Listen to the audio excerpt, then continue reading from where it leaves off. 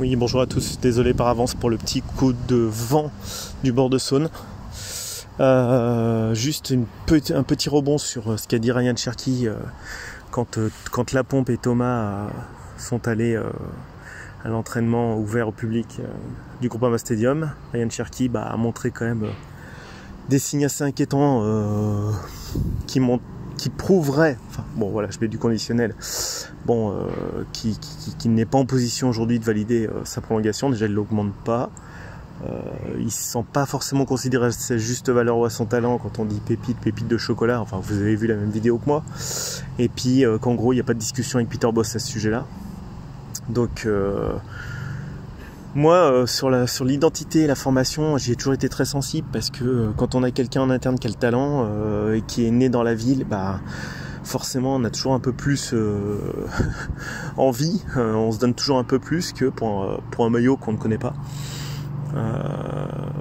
C'est évident, hein, vous allez un salarié en interne, il vaut mieux l'upgrader que de faire venir quelqu'un d'extérieur. Alors après, je jette pas la pierre au club.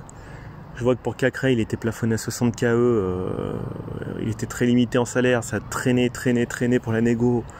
Après ils disent à Maxence, écoute Maxence, tu vas avoir le capitanat, tu vas être la figure de pro du club, et derrière il y a la casette qui revient et il a plus le capitanat, c'est ce que j'avais dit dans un édito. Vous vous retrouvez avec quelqu'un comme Ryan Cherki qu'on connaît depuis 5-6 ans, qui aujourd'hui est dans une impasse sportive pour lui, il le sait. Pareil pour Oussem Aouar, et il ne faudrait pas que ça devienne des joueurs qui partent comme c'est arrivé récemment avec Melvin Barr ou Amine Gouiri. Je trouve que la gestion, alors après c'est complexe, on n'est pas au sein du club, hein. La gestion d'Oussem Aouar, il lui reste 1 an de contrat, est-ce qu'il va partir, pas partir? En tout cas c'est une triste aventure parce que il était un excellent milieu de terrain il y a 2 ans lors du Final Four, il a éclaboussé de son talent les matchs aller-retour contre la Juve et contre City, et quand on peut montrer ce niveau-là, c'est qu'on peut le montrer contre des grands clubs, c'est qu'on a le niveau. Alors après, qu'est-ce qui se passe dans la tête? Moi je suis pas à sa place, je suis pas à la place de Ryan Cherki, j'étais pas à la place d'Amine Gouiri ou de Melvin Barr. Quand on se sent pas désiré quelque part, on part, évidemment qu'on part, il n'y a pas d'autre choix. C'est triste, un big up au club formateur de ces joueurs, parce que c'est souvent pas l'Olympique Lyonnais, hein, ils récupèrent l'Olympique Lyonnais. Un big up aux formateurs de l'Olympique Lyonnais aussi, pour les milliers, voire les dizaines de milliers d'heures passées aux côtés de ces joueurs qui avaient un potentiel monstrueux. Et puis voilà, vous vous retrouvez avec des joueurs de entre 19 et 24 ans qui quittent régulièrement l'Olympique Lyonnais pour un motif à chaque fois un petit peu décevant, c'est-à-dire que Melvin Barr, on lui dit voilà, du jour au lendemain tu pars, très vite, 3 millions d'euros à Nice, alors qu'on avait quelqu'un à gauche qui pour une fois avait un potentiel monstrueux, parce que excellent centreur, excellent contre-attaquant. Il y avait des besoins d'améliorer un petit peu la défense, mais bon, très bon joueur néanmoins en devenir, je croyais beaucoup en son potentiel. Surtout que le côté gauche, ça fait des années qu'on se mange. Et j'irais même dire jusqu'à Eric Amidal, hein, voilà, pour trouver un joueur qui pouvait avoir son potentiel. Donc maintenant on va aller chercher un Argentin de 30 ans. Bon, ça peut être compliqué au terme d'intégration Tagliafico. Voilà, donc bon, voilà. Et puis après on se retrouve, on a Gusto et Loukeba, très bien.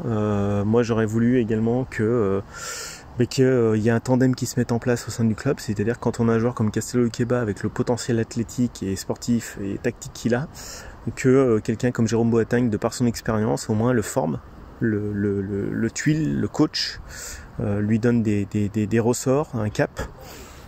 Tout comme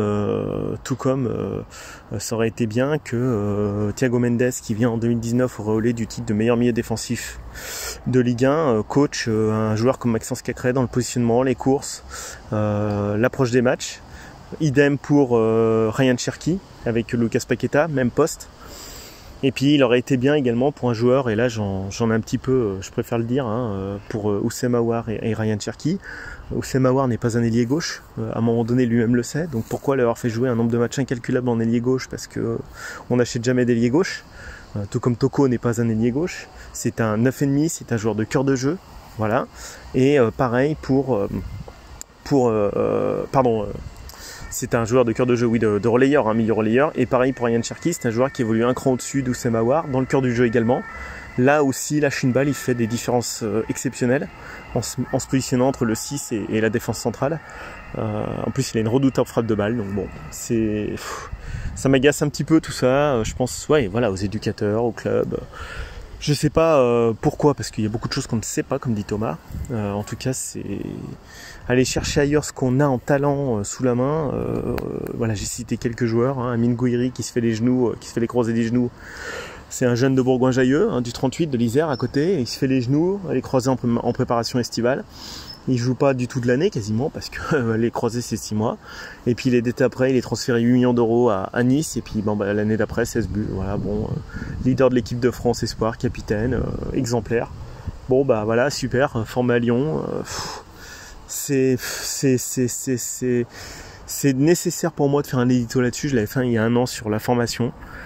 J'avais dit ouais, il faut peut-être faire des cours de l'histoire lyonnaise aux jeunes, machin.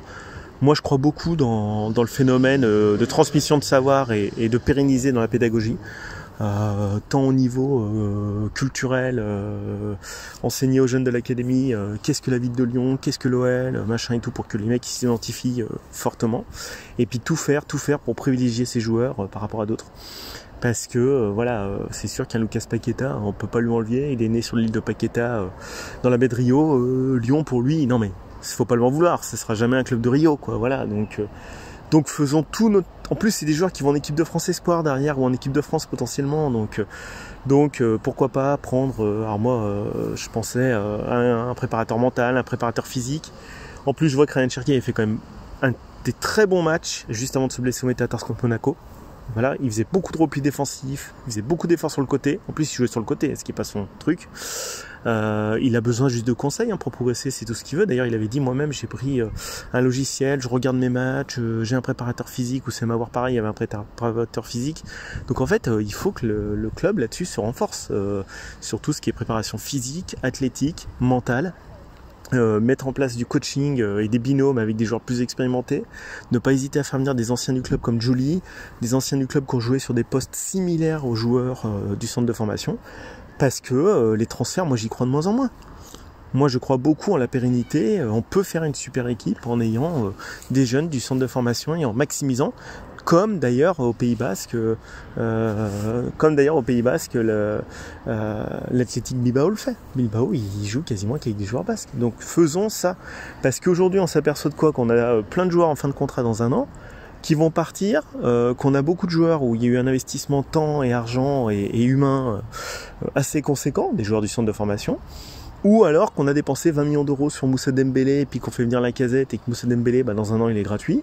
C'est compliqué. Il faut vraiment avoir. Alors, je donne pas de leçons au club, je donne des tips. Moi, voilà, je veux juste que ça marche au mieux. Essayons, c'est le club, de privilégier vraiment une structure avec peut-être du personnel en plus, des experts, pour blinder mentalement, physiquement, athlétiquement ces joueurs. Ils demandent que ça, les mecs. Moi, perso, si je fais toute ma carrière à l'OL, je suis super content. Ça sert à quoi? Vous croyez que l'herbe elle est plus verte ailleurs? C'est pas vrai. Elle est pas plus verte ailleurs, l'herbe. Elle est pas plus verte ailleurs, l'herbe. On peut ramener quelques éléments extérieurs, mais il faut pas non plus blinder de mecs qui viennent de partout. Il y a un talent monumental dans la région.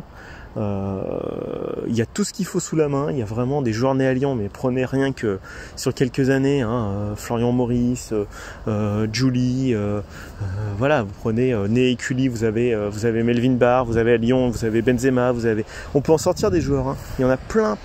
Donc il y a tout ce qu'il faut. Il y a les clubs régionaux qui travaillent vachement main dans la main avec l'OL en plus, ça c'est vrai. On a l'émergence de Villefranche d'ailleurs, un petit coup de gueule au passage par rapport à Bordeaux, qui a raté la Ligue 2 de rien du tout, qui a fini 3e en national au barrage. Voilà, donc il y a du potentiel, croyons dans ce potentiel. Alors vous allez me dire, Antoine, tu fais des idées positifs. Bah ouais, moi j'ai critiqué l'an dernier, j'en ai marre, maintenant je veux faire du positif. Franchement, faisons tout pour garder Ryan Cherki. Oussama Aouar, pourquoi il y a 2 ans c'est un super joueur, pourquoi maintenant il y a un truc qui va pas, peut-être sportivement, ou il y a un blocage quelque part, mais aidons-le. Ça coûte pas cher, c'est juste du temps avec les joueurs, c'est pas grand chose. Du temps, les joueurs ils sont super bons, pourquoi il est en équipe de France contre l'Ukraine, il met une super frappe, Giroud reprend, pourquoi tout d'un coup ça va pas? Moi je sais pas. Aidons-les, ils demandent que ça, j'en suis convaincu. Alors l'irrégularité, évidemment, chez des jeunes joueurs, elle y est. Tout n'est pas, Rome ne s'est pas construit en un jour, faut pas rêver. Mais mettons les moyens humains, d'expertise en face, des cellules d'encadrement hyper spécifiques. Moi, j'y crois beaucoup. J'y crois beaucoup. Je vous disais, la méthode Target, il y a des préparateurs mentaux, il y a des coachs PNL. En coach physique, il y a des mecs comme Renaud Longuiev qui travaillent super bien. Il y a plein de mecs qui travaillent super bien. Mais les mecs, ils demandent que ça. Ils ont juste besoin d'un cap. C'est normal. Eux, ils ont du talent, il leur faut un cap autour et une structure. Voilà. Et un petit coup de gueule contre les Girondins de Bordeaux. Alors j'ai pas suivi exactement le président de Villefranche-Beaujolais que j'apprécie tout particulièrement ce club. Voilà, bon, ils ont l'impression de se faire rouler dans la farine parce qu'il faut aider le gros à la Fédé. Voilà, le gros c'est Bordeaux, il faut les aider. Et puis bon c'est plus crédible quoi. À un moment donné, voilà, on avait un club du Rhône, Villefranche qui qui rate le coche pour la 2e année de suite de la Ligue 2. Ouais, ils ont les boules. Bon voilà, donc c'est éthiquement pourri. Voilà, Bordeaux avec Lopez, hein, ça continue. A priori, je sais pas ce qui se passe. Déjà, c'était pas clair avec Lille, ce qui s'est passé avec Campos, avec lui. Là, ça continue. C'est vrai que le mec de Villefranche peut être dégoûté. Alors, il a peut-être pas tous les éléments. Pourquoi le CNOSF repêche alors que la DNCG relègue? C'est dégueulasse. C'est dégueulasse éthiquement. Allez Villefranche-Beaujolais. Je vous soutiens à fond, les mecs. Franchement, je suis un peu dégoûté pour vous. Je suis dégoûté. Voilà, ça n'a pas passé 2 ans de suite, ça passera à la 3e, c'est tout ce que je peux vous dire. Voilà. Mais bon, voilà, je rebondissais juste un édito par rapport à ce qu'avait dit Ryan Cherky. Donc, franchement, ça coûte pas cher que des mecs du club ou extérieur lui viennent en aide. C'est un jeune de 19 ans. Putain, à 19 ans, c'est chaud, quoi. Vous avez la pression. Des fois, c'est une discussion de 2 ans dans un bureau qui change le truc, hein, qui vous ouvre les yeux. Hein. Mais après, il faut mettre les moyens. En plus, lui, il s'est payé un coach comme Moussem Aouar. C'est pas normal, c'est pas aux joueurs de faire ça. Je suis désolé, c'est pas aux joueurs de faire ça. C'est un encadrement. Quand vous arrivez à Milan, moi je me souviens toujours qu'il y a eu dit Mathieu Flamini en arrivant à Milan, mais il dit premier truc, tu prends des cours d'italien. Secondo, on va en course avec toi pour te dire ce qu'il faut acheter. On te met un cuisinier en place, à domicile et tout. Non, mais ça pousse super loin. L'idée, c'est que les joueurs ils soient complètement focus sur leur corps et leur performance.